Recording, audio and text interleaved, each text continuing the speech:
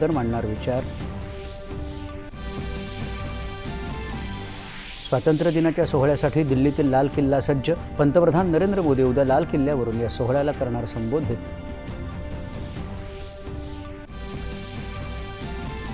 Police, अग्निशमन, नागरी संरक्षण, गृहरक्षक आणि सुधारगृह सेवांमधील 1075 कर्मचाऱ्यांना शौर्य आणि सेवा पदक जाहीर। महाराष्ट्रातील 82 जणांचा गौरव।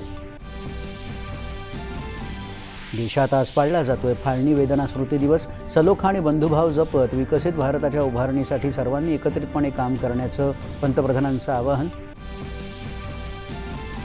जनगणनेअंतर्गत कौटुंबिक माहिती गोळा करण्यासाठी विचारल्या जाणाऱ्या 40 प्रश्नांची यादी केंद्रीय गृह मंत्रालयाकडून जाहीर। पहिल्यांदा जातनिहाय माहितीचा समावेश। अंमली पदार्थ तस्कर वीरेंद्र सिंग बसो याला UAEतून पकडून भारतात आणलं।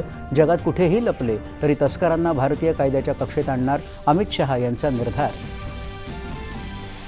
लोकसभेचे विरोधी पक्षनेते राहुल गांधी यांनी पंतप्रधानांचा अपमान केल्याप्रकरणी देशाची माफी मागावी। मुख्यमंत्री देवेंद्र फडणवीस यांची टीका।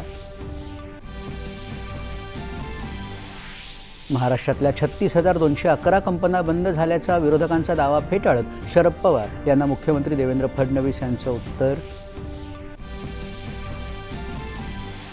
चाकण MIDCतील रस्ते, वाहतूक कोंडी आणि इतर पायाभूत सुविधांशी संबंधित समस्या प्राधान्यानं सोडवण्याची उपमुख्यमंत्री सुनेत्रा पवार यांची ग्वाही।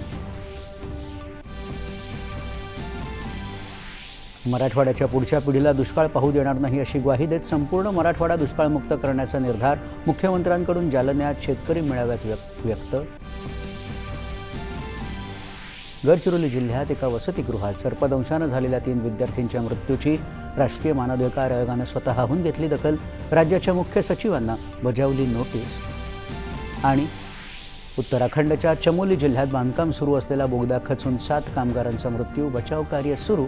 मुख्यमंत्री धामी यांनी घटनास्थळाची केली पाहणी।